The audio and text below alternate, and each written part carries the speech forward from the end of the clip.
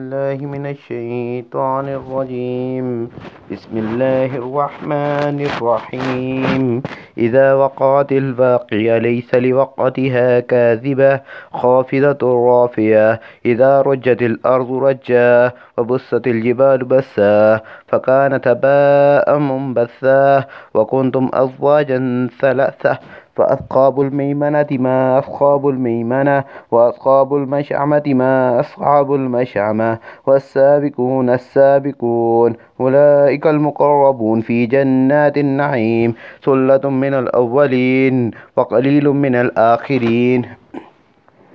على سرر موضونة متقين عليها متقابلين يطوف عليهم بلدان مخلدون بأكواب وأباريك وكأس من معين لا يصدعون عنها ولا ينزفون وفاكهة مما يتحيرون ولحم طير مما يشتهون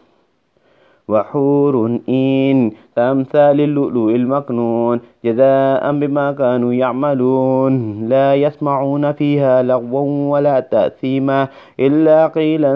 سلاما سلاما فأصحاب اليمين ما أصحاب اليمين في سدر محضود وطلح منضود وظل ممدود وماء مسكوب وفاكهة كثيرة لا مقطوعة ولا ممنوعة وفرش مرفوعة إنا أنشأناهن إنشاء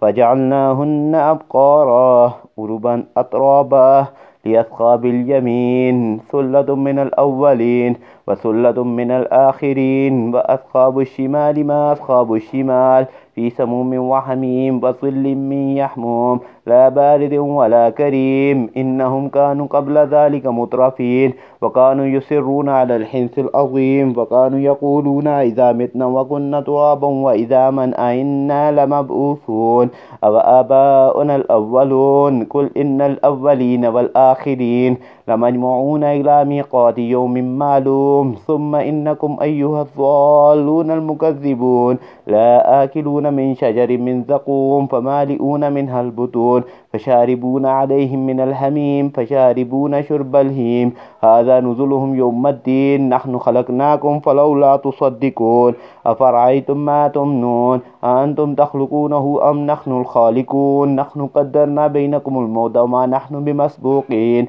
ألا أن نبدل أمثالكم وننشئكم فيما لا تعلمون ولقد علمتم النشأة الأولى فلولا تذكرون أفرأيتم ما تحرثون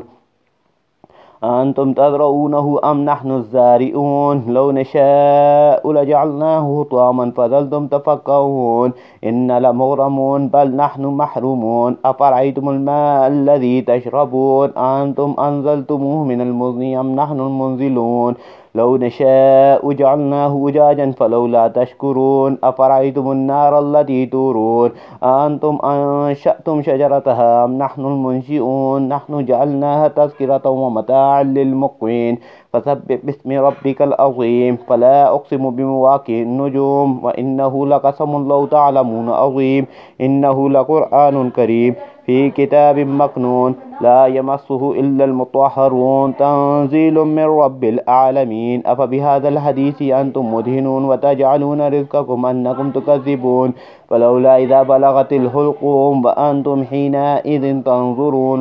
ونحن أقرب إليه منكم ولكن لا تبصرون فلولا إن كنتم غير مدينين ترجعونها إن كنتم صادقين فأما إن كان من المقربين فروح وريحان وجنة النعيم وأما إن كان من أصحاب اليمين فسلام لك من أصحاب اليمين وأما إن كان من المكذبين الضالين فنزل من حميم وتصلية الجحيم إن هذا لهو الحق اليقين فسبح باسم ربك العظيم